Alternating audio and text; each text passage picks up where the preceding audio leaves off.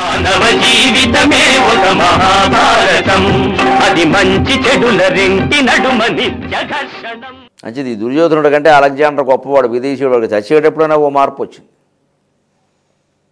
అది బతుకుండగానే అందరూ, ముఖ్యంగా రకరకాల రౌడీగిజాలు చేసేవాళ్ళు, దెబ్బలాటలు గొడవలు ప్రోత్సహించేవాళ్ళు, మాటి మాటికి ఒక తన్నుకుందాం రండి అనేవాళ్ళు, రోడ్డు మీదకి వచ్చేవాళ్ళు. కాస్త ఆలోచన చేయాలండి, ఎన్నికల కాలం కాబట్టి చెబుతున్నా. ప్రతిదానికి తన్నుకుంటే ఏమయ్యేది? వాడితో పాటు మనం 10 దెబ్బలు కొడతామండి, ఓపిక ఉంది. వాడు 2 కొడతాడు కదా, మనకి తగలదా? ఈవేళ మన చుట్టూ 10 మంది ఉన్నారు, రేపు వాడి చుట్టూ 10 మంది చేరారా? ఒక క్షణం ఈ ఆలోచన చేస్తే హింస ఎందుకు ప్రజ్వరిల్లుతుంది అసలు? ఈ ఆలోచన చేయాలి. ఇప్పుడు ఏమవుతోంది? ఎంత పరిస్థితి ఇది?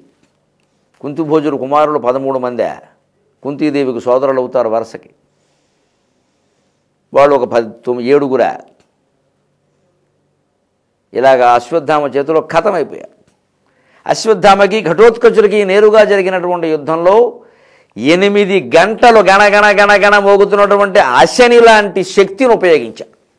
అశ్వత్థామ ఆశ్చర్యకరంగా ధనుస్సు ఎడం చేత్తో పట్టుకుని బాణం అమ్ముల పదులో పెట్టి ఆ శక్తిని చేత్తో పట్టుకుని దాన్నే ఘటోత్కచుడి మీద వేశాడు. దెబ్బ ఘటోత్కచుడు కింద పడి మూర్చిపోయాడు. అది తెలివి. దాని బాణాలతో కొట్ల కొంచెం దగ్గరికి వచ్చేస్తుంది అనమాట. అందుకని ఇలా ధనుస్సు పట్టుకున్నాడు, ఈ బాణం ఇందులో పెట్టేశాడు, దాన్ని ఇలా పట్టుకున్నాడు. 8 గంటలు ఉన్నాయి కదా, పట్టుకుంది కొక్కేలు కూడా ఉంటాయి.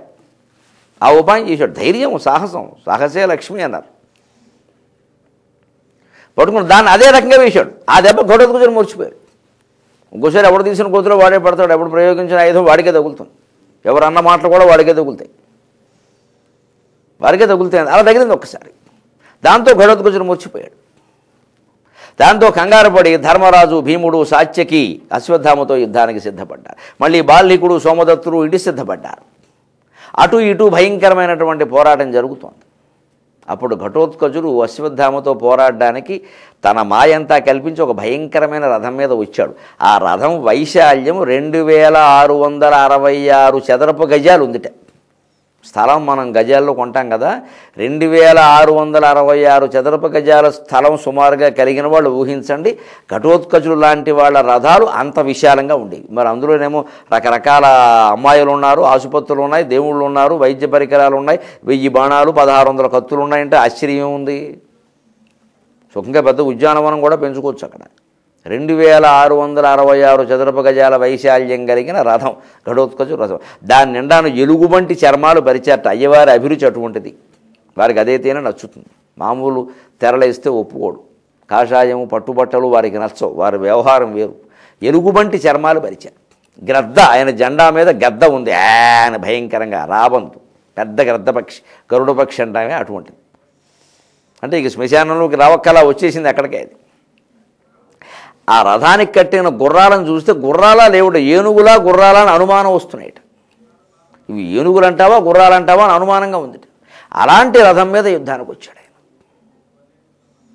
అప్పుడు సోమదత్తునితో జరిగినటువంటి యుద్ధంలో సాత్యకి ఒక జ్వాలాబాణాన్ని ప్రయోగించాడు సోమదత్తుని మీద. అగ్ని జ్వాలలు కక్కుతూ వచ్చింది.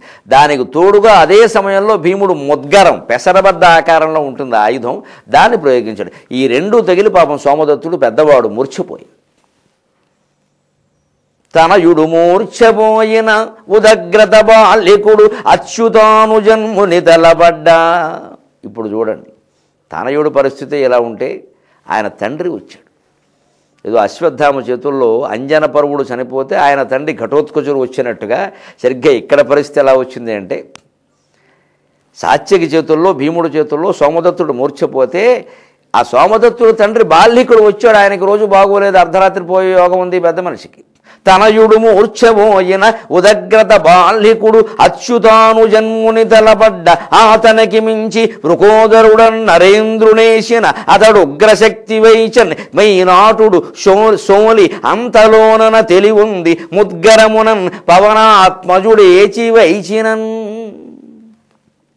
తనయుడు మూర్ఛపోయిన, కొడుకు మూర్ఛపోయాడనేటువంటి బాధలో ఉదగ్రత భయంకరమైన స్వరూపంతో బాల్లికుడు వచ్చాడు. సోమదత్తుని తండ్రి, భీష్ముడికి తండ్రి వరస అవుతాడు, శంతనుడికి తమ్ముడైన బాల్లికుడు. శంతనుడు, దేవాపి, బాల్లికుడు ఆ వరసలో 3వ వాడు. దేవాపి పెద్దవాడు. ఆయన సన్యాసం పుచ్చుకోవడంలో శంతనుడికి ఇచ్చారు రాజ్యాన్ని. శంతనుడి కంటే చిన్నవాడు ఇంచుమించు భీష్ముడు వయస్సు ఇంకా పెద్దేమో కూడా. వయస్సు ఏమిటి పెద్దే. అందుకని ఆయన వచ్చి భయంకరమైన యుద్ధం అచ్యుతానుజన్ముని తలపడ్డ. అచ్యుతునికి అనుజన్మైనటువంటి సాత్యకతో తలపడితే అతనికి మించి వృకోదరుడు నరేంద్రునేసిన. అతనికంటే ముందుగా వచ్చి భీముడు సాత్యకి ఏమిటయా నేను చూస్తాను ఈ సంగతి అంటే ఎవడి చేతిలో రాసి పెట్టుందో వాడే రావాలిగా. ఆ సమయానికి ముడితే వాడు వస్తాడు. ఈయన గారి గడియలు దగ్గర పడ్డా ఈ బాల్యకుడికి ఇంకా బాధలు పడాల్సిన అవసరం లేదు. అందుకని భీముడు ముందుకు వచ్చాడు. ఆయన్ని ఒక చితగోడి బారేశాడు బాణాలతో. అది కూడా తట్టుకున్న అతడు ఉగ్రశక్తి వేయించాను. భీముడి మీద భయంకరమైన శక్తి వేయించాడు.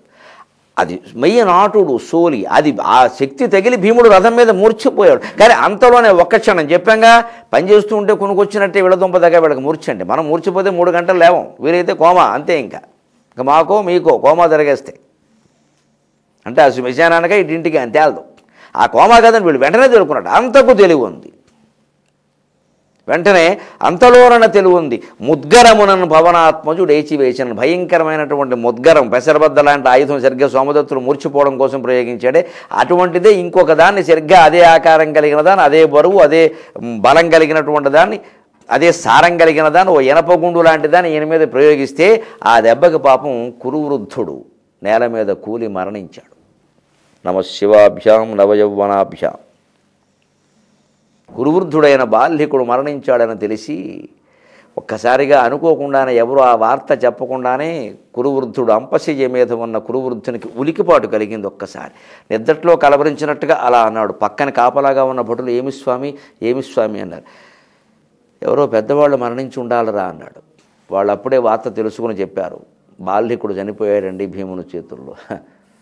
స్థానునకైన నోడరు వశింపజయింపగవారి నేరికిన్ అని సంజయుడు అక్కడికి వెళ్ళి ఓ కూత కూశాడే సంజయ రాయబారంలో. బాల్యక సోమదత్తుల స్థాణునకైన నోడరు వశంపజయింపగవారి నేరికిన్. బాల్యకుడు సోమదత్తుడిని ఓడించడం శివుడికి కూడా సాధ్యం కాదన్నారే. ఆ బాల్యక సోమదత్త భూరిశ్రవసులనే 3 తరాల పరంపరలో భూరిశ్రవసుని సాత్యకి చంపాడు. బాల్యకుడిని భీముడు చంపాడు. ఇక సోమదత్తుడిని ఎవడు చంపుతాడో చూద్దాం మన 23:30 గంటల్లో. సెలవు.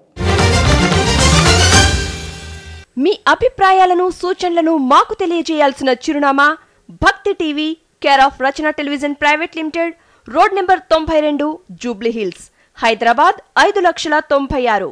మా ఇమెయిల్ ఐడి bhaktihyd@gmail.com. మా వెబ్సైట్ www.bhaktitv.org. Phone number 9010222333.